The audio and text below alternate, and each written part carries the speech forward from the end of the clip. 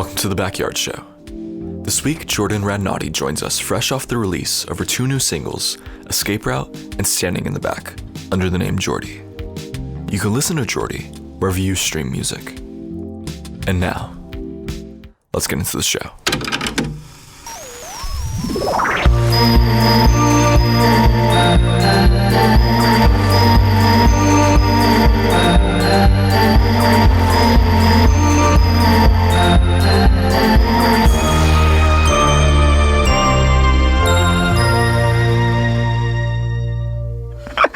No, how have you been though? I've been good, yeah, I guess I don't know, hectic at times, but for the most part, good. How have you guys been? We've been great, but you've been way better. Oh.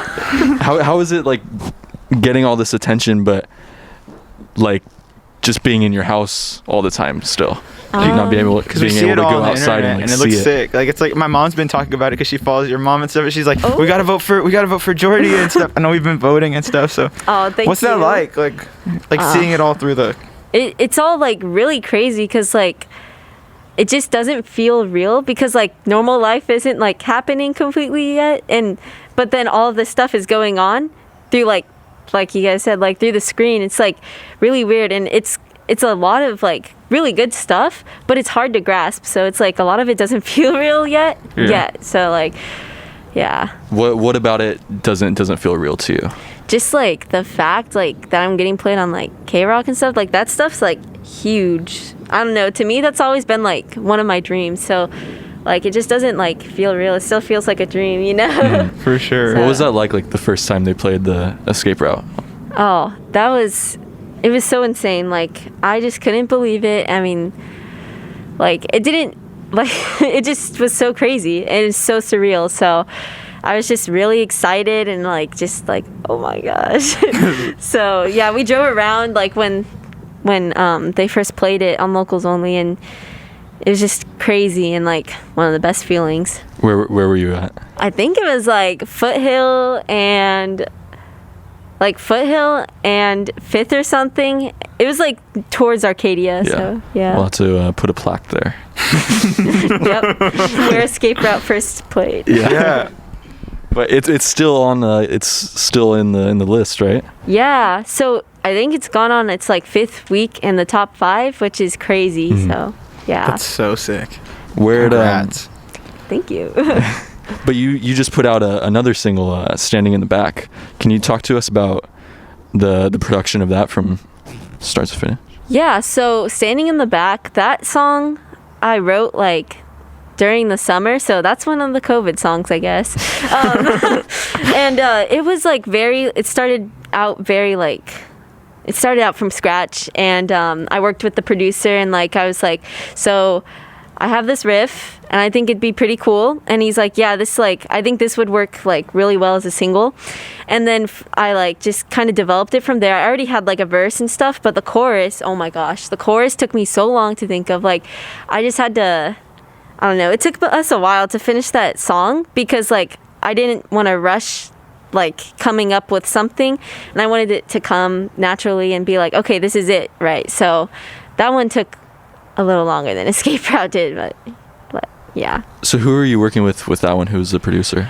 Ken Sluter. Ken Sluter. Yeah. So he's done Veruca Salt and Heart. Wow. He's a really cool guy. And yeah. What was Escape Route? Were you self-producing for that one, or did he work on that too? No, he did Escape Route too. Yeah. Oh, that's cool. Have you been producing songs on your own before these two? No, I'm not a good producer. I'm working on it, but I can record demos. That's awesome. Nah, I didn't really produce anything, and didn't think about releasing it, I guess. I've always worked with my friend Toby, and he's helped me kind of record my demos, and so yeah. But sometimes I'll just record demos, but I don't really produce. I'm trying to learn, but yeah.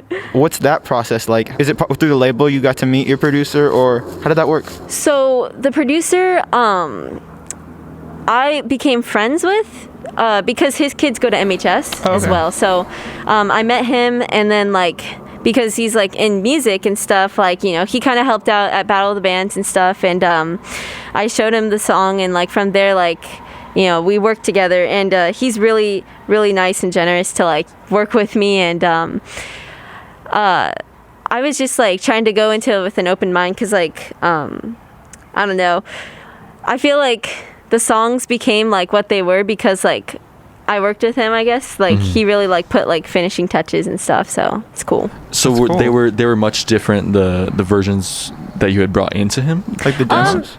Like not like different, but like just like I guess like as in a producing way, like yeah. Or well, if you want an example, Staying in the Back, the chorus melody used to be like just, it was like da da da da da da, right?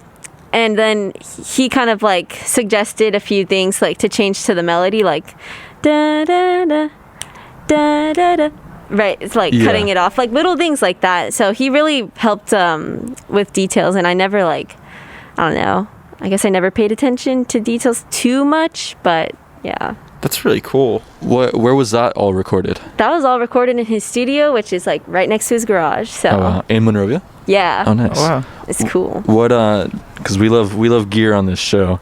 Do you know any of like the stuff that you guys used to record that, or what were you using? What guitars and I know amps? that we use Pro Tools. Pro Tools. As in guitars. We just used like his Fender, like he had a Fender bass, and honestly, I don't remember a lot of the gear, but I do remember one pedal because it influenced one of the pedals on my pedal board is the Fuzz Factory, the ZFX Fuzz Factory pedal, and that's one of the pedals that we used for the escape route tone. And it's not like, I wouldn't say that guitar tone's like super fuzzy, but like that definitely helped it like just give that kind of crunch. And that's like one of the most like, that's one of the pieces of gear that stood out most to me. I don't know why, but I have that pedal on my pedal board now. Nice. Yeah. What else do you have on your pedal board? I also have a Dirty Little Secret Overdrive. Who makes that one? That is by Catalan Bread. Okay. So yeah, it's a good overdrive. And I also have just a Boss tuner. And then I have Echoplex delay. Okay. And an Ocean's 11 reverb by Harmonix. So nice. Yeah, it's fun. So you kind of come to it primarily as a drummer, I think. Like come to music. When do you start thinking about drums in your own songs? Do you start with a beat, or how far into the song are you thinking about drums? So sometimes it starts out with a beat, but most of the time I think I start out with a riff. Okay. Yeah, and then from there like go into a melody, and the drums just kind of come like, I guess, with the feel of the song. So yeah. So you start with the guitar then most of the time, actually? Yeah, usually like guitar or piano, but I find guitar mostly. Yeah. So you said that you had written Standing in the Back in the summer. When was Escape Route written? So Escape Route was written in 2018 when I was a sophomore, and that was like, that one also took a long time to record the demo because I recorded it in 1 hour sessions and with my friend Toby. And so yeah, I wrote that when I was 15 in my bedroom, and I don't know, I guess I was just thinking of like moshing in my head to like something really big. Yeah. And yeah, so that came about. And how did that song start? Was that like on piano and guitar? So yeah, I started on bass guitar. Yeah, super simple riff, but it went hard. So. And was that written all in one sitting? No. No. How long did that take, or how many sittings? I would say that took maybe like a week or two. I don't know. Like I just kind of wait for things to like come up in my head, but I started out with like that main part, the like, I guess you could call it the chorus. Yeah, and then the verse came like after that, like kind of in the same sitting, I guess. Mm-hmm. But then the pre-chorus that came a little later, and then yeah. So, because that's a while ago. That's what, like three years ago. Yeah. So this whole time, have you thought about putting those songs out, or was it just recently when you were like, oh, I should be Jordi? So I did not want to put Escape Route out at all. Like I was so shy. Nobody had ever heard me sing, and I was so like insecure about it. And my dad just like loved it. And my mom, she was like, oh yeah, I like it too. But like, is it because it's like my own kids' music? And like, so she never was like really like outgoing with it either. And my dad would just show all his friends and like stuff. And then so, yeah, but then eventually when I showed it to Ken, and then he liked it, and I kind of like, I guess I got motivated, like, someone likes it, like, besides my dad, and like, and his friends liked it too, but like, yeah, I was really like, also, I guess, focused on drumming too, because I was like, oh, drumming, and but now that I've released Escape Route and Standing in the Back, it's like definitely a lot more focus on Jordi. So, yeah. So what's next for Jordi? So I've got stuff in the works. I can't really say exactly, but because nothing's like final yet. But there's definitely stuff in the works, and I'm really excited.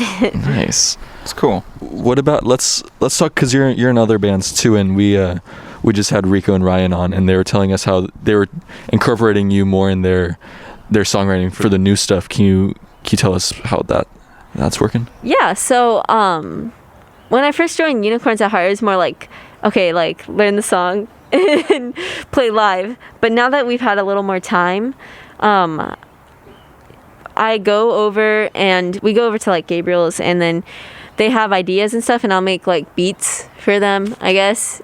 And then I have a few song ideas for them that we've been working on. So that's pretty cool. Like, I could see Rico and Ryan like singing too, and like kind of like the vibe of Unicorns. But yeah, it's been pretty cool. What do you think it is about those songs that makes it a Unicorn song rather than a Jordi song? I don't know. I guess it's like more, I don't want to say like indie, because I guess Jordi's kind of indie too, but I don't know. It's just like there's things that I feel like fit Rico and Ryan's voice a lot better than mine would, and I just like, when I've only come up with like 2 things, but like when those things come along and I'm like, oh, I could totally hear Rico's like voice, and like kind of like the lo-fi sound, like I guess it's mostly the lo-fi sound that I'm like, oh yeah, I can like totally like hear Unicorns doing this. So yeah.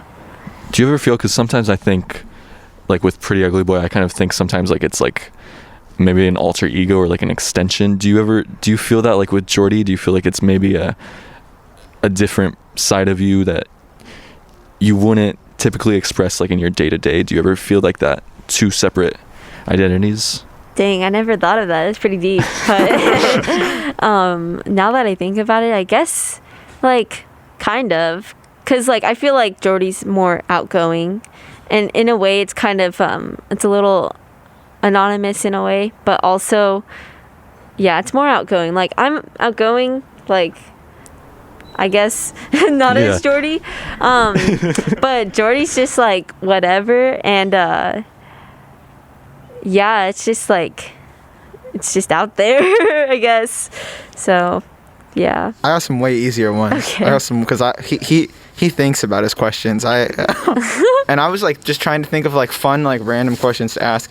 And I was thinking, like, in middle school, what album did you listen to that you still like really enjoy listening to now? Oh wow. Yeah. Oh, in middle school, I was definitely into more like hard rock, like Paramore and just a little MCR. Like I wasn't like in a full on emo phase, but I was into like a little bit of that. And yeah, no, I really was into like Paramore and like a lot of 90s rock. I know Paramore's not 90s rock, but just I guess heavier stuff. But I don't know. I'd say Riot by Paramore. I listened to that so much in 8th grade. And I still like that album a lot. But there's... Oh, what else did I listen to in 8th grade? I thought this one was going to be easy. I'm sorry. I just got to do some reflecting. For sure. Oh, man. Let's see. When I think of like middle school, like what I listened to, I think of Weenie Roast by K-Rock, because I got to go to Weenie Roast with like one of my friends, and it was like so fun because all the artists that performed there were like some of my favorite artists at the time. It was like, okay, Lana Del Rey. I didn't listen to Lana Del Rey that much like at the time, but I appreciate it like a lot more now. And then Paramore, I freaked out to see Hayley Williams and like Zach Farrow, all of them. I was just so excited. And then Incubus, 311, Lord, Cage the Elephant. Dang. Imagine Dragons. I mean, I don't listen to a lot of Imagine Dragons, but it was cool because like they're pretty big. So it's like, hey. And then that was a crazy lineup. So I guess I'll just stick to the Paramore. Right. Yeah, I was obsessed with Paramore in like 8th grade. While we're on the topic of live shows, do you have any plans to do Jordi Live? I do. How's that going to work? So I'm going to have a drummer, a guitarist, and a bassist, and then me. And I don't know what I'm going to do about like, I mean, I think I might play some keys for like if a song calls for it. But like as in harmonies, because like I feel like a lot of my songs like are gonna require that. I don't know if I'm gonna get like have some backup singers or whatever. I could go. When you're making music, like, and when you've been working on your previous songs, have you thought about, because I've seen you perform live like quite a bit, and do you think about live performance when you're writing music too at all, or is it more like after, how am I going to construct this? Sometimes actually with Escape Route, I was thinking like totally like about live performances, like, oh, I'd totally mosh to this song like when I'm playing it. That's actually how it like came about. Like I could see people moshing to this. Like I hope people mosh to it when I play it. I mean, right now, like maybe when shows first come back, I don't expect it because of COVID. But like hopefully someday people can mosh it again. But let's talk synths, because I'm a synth man. There's some synths on Standing in the Back. What synth was that? Okay, so honestly, I'm not very, I guess I'm not very versed in synths, but I do know that we use a Wurlitzer, just like, Ooh. and it's fun. That is and fun. I know we use like a string sound, and I was like, that took so long because I didn't know what sound I wanted to use. For like the choruses, I wanted the choruses to like sound like really full, and I just like that took a long time, but then we went with like the strings and did it on a whirly. But I don't know a lot about synths. How long is a long time? Like how many sessions did that take, or how many hours to find the sound? That I want to say we did probably like 6 to 8 sessions or something, because the first day we worked mainly on Escape Route, and then we worked on Standing in the Back when it was just like a riff and a verse, and then it took me a while to like figure out the chorus, so a few like days went between, and then we recorded drums like last. And Escape Route didn't take like too long because we used some of the demo, and then I added a verse, but I'd say like maybe like 6 to 8 sessions. It might have been more than that, but yeah. So we have a new segment on the show. You're our first one, our first guest that we're testing the is going segment to participate in the segment. Which means I have to make new incidental music that will play right now.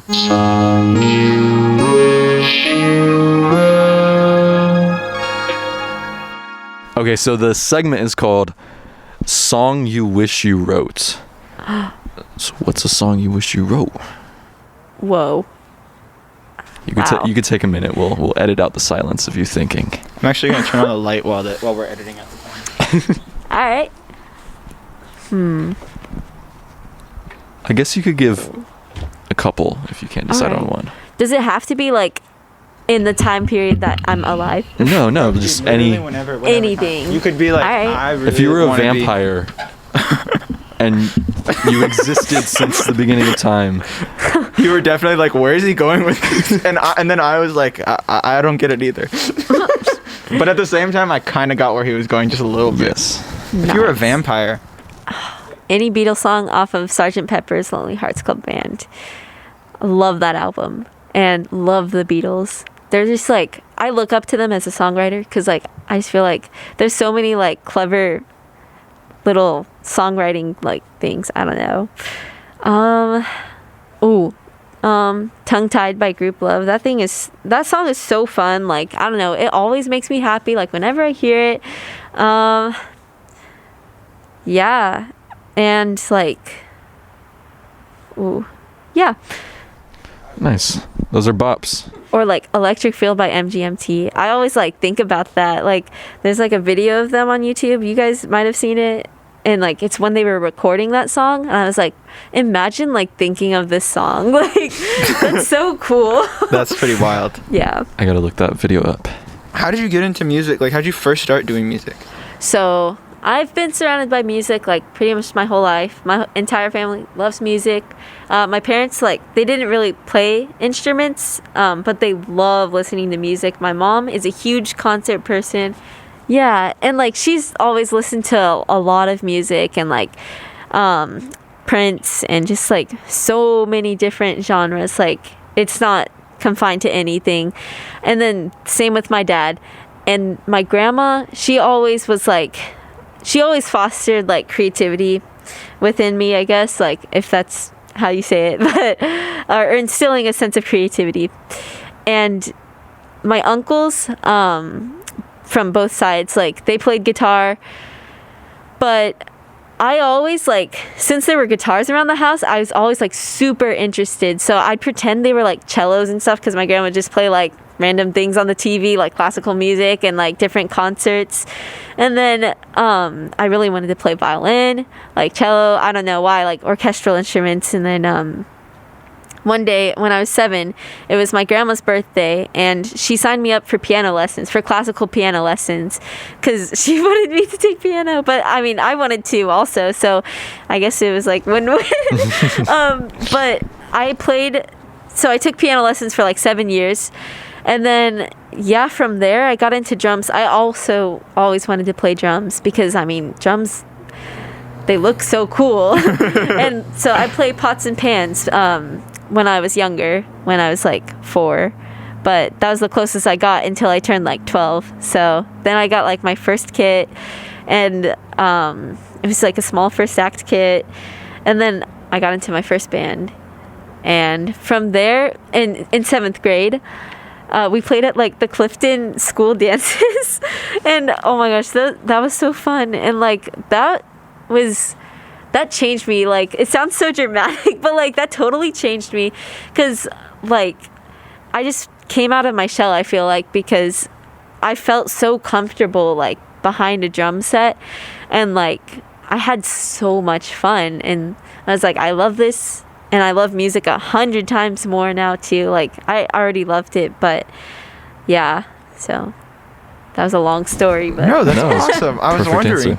answer. I was just curious because like the first time I saw you perform was at the Battle of the Bands, and I don't think you even went to the high school yet, but you were like performing with a band of kids, and y'all were so young, and I just remember being like, dang, 'cause these kids can like, because you guys were playing like awesome like covers and also like so on point. Like you guys were all like so sharp. Thank you. And I was like, this is crazy. These kids are like in middle school. we were. You were literally like at the, I can't remember. I don't know if you remember which one that was. I remember. Yeah. Yeah. Well, how old were you? So I think it was 2017. I was in 8th grade, so I was like 14 in 8th grade.